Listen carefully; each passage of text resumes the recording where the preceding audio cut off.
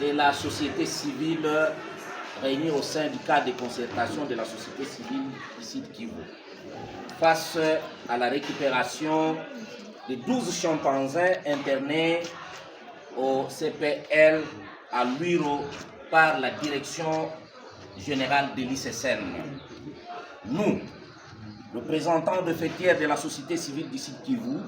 réunis au sein du cadre de concertation de la société civile du site Kivu,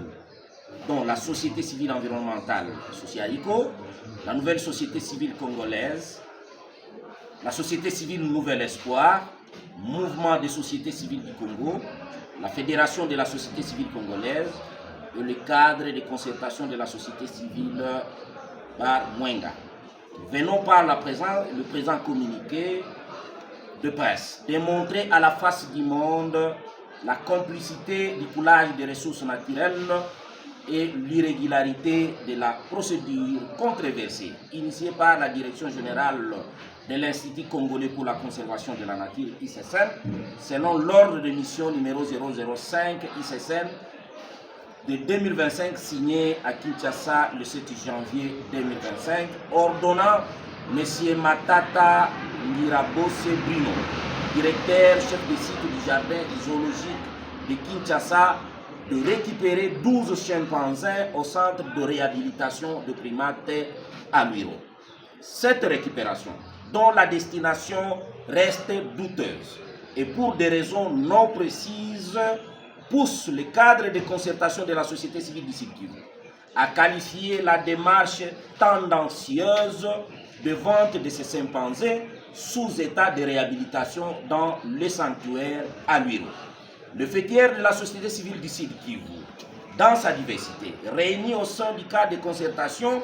informe l'opinion tant nationale qu'internationale que la décision prise par l'ICSN salit l'image de la RDC sur l'implication de certaines autorités dans l'exploitation des ressources naturelles pour des fins individualistes et non des institutions qu'elle pilote dans le pays. Le fêtière de la société civile du site Kivu, dans sa diversité, réitère son engagement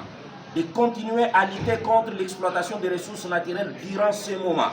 où la population reste encore dans le frisson des problèmes d'exploitation minière par les Chinois en complicité avec certaines personnalités.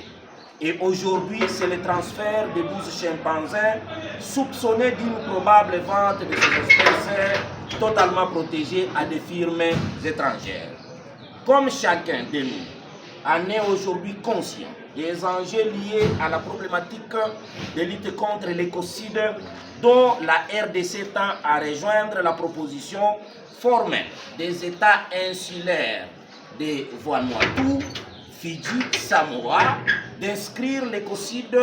comme un crime international dans les statuts de Rome de la Cour pénale internationale. Cette initiative audacieuse de la RDC a suscité un écho mondial au plus haut niveau. Or, force est de constater qu'à l'heure actuelle, l'ICSN qui devrait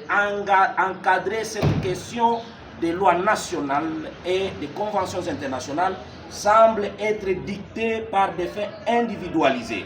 Nous sommes ainsi témoins de manière croissante d'actions illégales de commerce et trafic des espèces en RDC suite au manque de la volonté de l'ICSN d'aider le gouvernement national